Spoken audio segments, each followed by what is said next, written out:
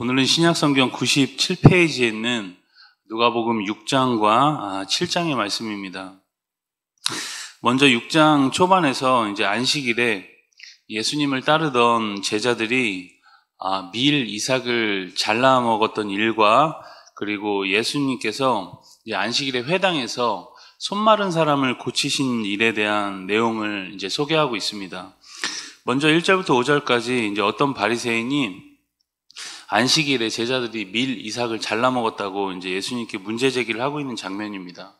예수님께서는 과거 이제 다윗 역시 성소에 있는 진설병을 먹었던 사건을 예로 드시면서 이제 그러한 행동에 전혀 문제가 없음을 알려주십니다.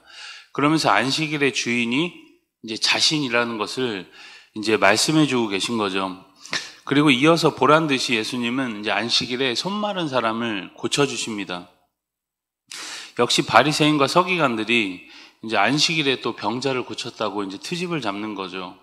예수님은 말씀하시기를 안식일에 선을 행하는 것과 악을 행하는 것, 그리고 생명을 구하는 것과 죽이는 것, 어느 것이 옳으냐 이렇게 물으십니다. 이제 안식일의 본질에 대해서 이제 말씀해주고 계신 거죠.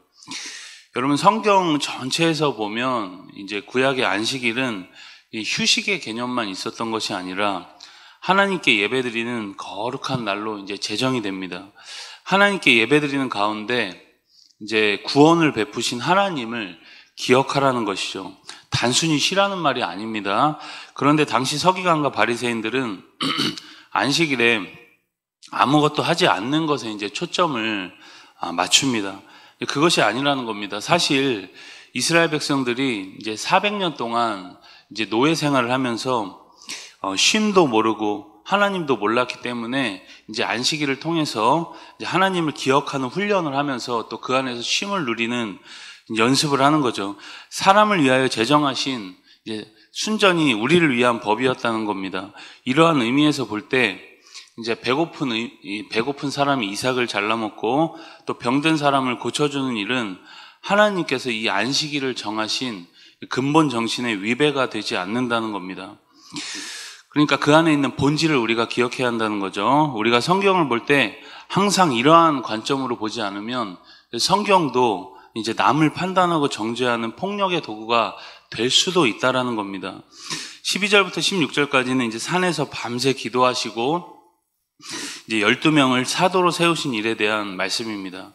17절부터 26절까지는 평지에서 전하신 4가지 복과 그리고 4가지 화에 대한 말씀입니다. 이어서 27절부터 36절까지는 원수 사랑에 관한 말씀이죠. 여러분 우리가 원수라고 하면 보통 이제 굉장히 개인적으로 볼 때 굉장히 밉고 또 사랑하기 어려운 이제 어떤 사연을 가진 어떤 사람, 특정인을 생각하기가 쉽습니다. 그것도 맞지만 여기서 말하는 원수는 문맥상 보면 예수님 때문에 나를 핍박하고 이제 죽이려는 사람들에 관한 이야기입니다. 그렇다면 원수를 사랑하는 말씀은 1차적으로 이제 내가 하나님의 뜻을 따라 살아갈 때 대적자들이 나에게 가하는 이제 모든 어려움과 악을 이제 선으로 갚아주라는 말씀인 것이죠. 이것이 1차적인 의미입니다. 그러면서 이제 예수님께서 무엇이든지 남에게 대접받고자 하는 대로 너희도 남을 대접하라 그렇게 말씀합니다. 그런데 32절부터 보면 또다시 말씀하시기를 너희를 사랑하는 이들만 사랑하지 말라는 거죠. 그건 아무나 할 수 있는 일이라는 겁니다. 원수를 사랑하되 아무것도 바라지 말고 베풀라는 겁니다. 여러분 사실 인간의 성정으로 볼 때 말도 안 되는 이야기죠. 그런데 예수님께서 왜 이런 교훈을 제자들에게 주실까요? 36절의 말씀을 우리 6장 36절의 말씀을 같이 함께 읽습니다. 너희 아버지의 자비로우신 같이 너희도 자비로운 자가 되라. 뭐라고 합니까? 자비로움에 대해서 아버지의 자비로우심. 아버지의 자비로우심을 너희가 체험했다면 너희도 그렇게 하라는 겁니다. 그리고 너희는 그렇게 할 수 있는 존재라는 거죠.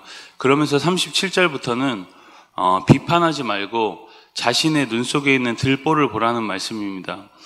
그것이 하나님의 자비로움을 경험한 사람들의 행동 양식이라는 겁니다.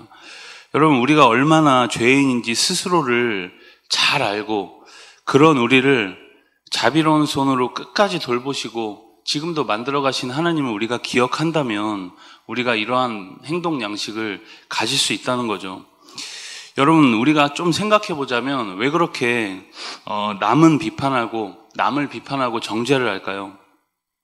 잘 생각해 보면 내가 너무 정의롭고 상대가 비판할 거리가 많아서가 아니라 내가 상대를 향하여 비판하는 그 비판을 나는 전혀 하고 있지 않다라는 착각 때문입니다. 말씀 그대로죠. 내 눈 속에 있는 들보를 보지 못하는 겁니다. 여러분, 오늘 우리가 예수님의 자비를 본받고 사랑하기를 힘쓰는 은혜가 있기를 축복합니다. 우리 7장으로 가시면 1절부터 10절까지는 로마 군대 백부장의 믿음에 관한 이야기입니다. 백부장이 예수님의 소문을 듣고 유대인의 장로 몇 사람을 그에게 보내서 이제 자신의 종을 구해달라고 이제 청합니다. 당시 여러분, 유대를 점령하고 있던 어찌 보면 점령군이었던 로마의 백부장을 대신해서 유대의 장로들이 와서 예수님께 그의 종을 구해달라고 대신 청하는 것은 사실 있을 수 없는 일이죠. 그 말은 이 백부장이 좀 달랐다는 겁니다. 훌륭한 인품을 소유했고 또 5절에 보면 유대인들을 사랑하고 그들을 위해서 이제 회당까지 지어주는 사람이었다는 겁니다.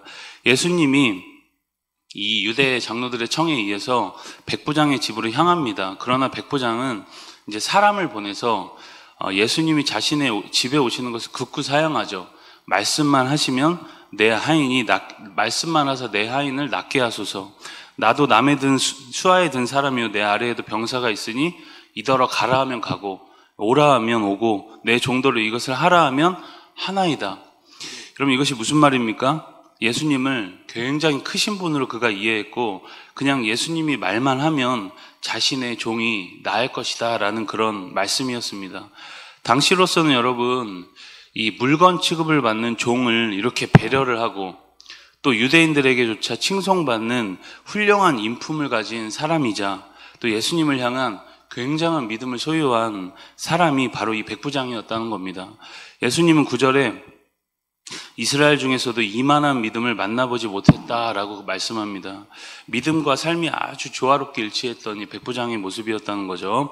이어서 11절부터 17절까지 과부의 아들을 살리신 이야기, 그리고 18절부터는 예수님에 대한 세례 요한의 질문과 그에 대해 대답하시는 장면, 그리고 31절부터 35절까지는 이 세대가 어떤 세대인지를 이야기하신 예수님의 비유가 등장합니다.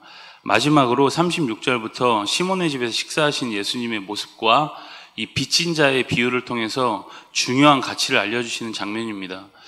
예수님을 믿음으로 죄사함을 받고 구원받은 사람들이라면 삶 속에서 주님을 향한 사랑이 이제 진실로 나타나야 한다는 것이고, 죄사함 받은 사람에게 합당한 삶의 모습이 무엇인지 이제 교훈을 하시면서 7장이 마무리가 됩니다.